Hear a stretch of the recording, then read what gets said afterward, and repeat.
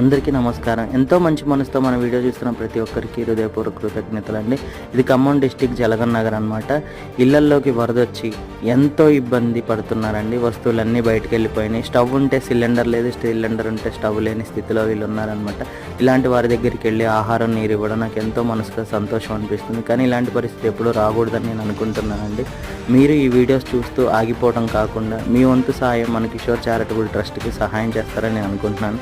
మీరు చేసిన ప్రతి ఒక్క రూపాయి నమ్మకంగా వారి దగ్గరికి చేరి వారికి ఎంతో కొంత ఉపయోగపడుతుందని నేను అనుకుంటున్నానండి.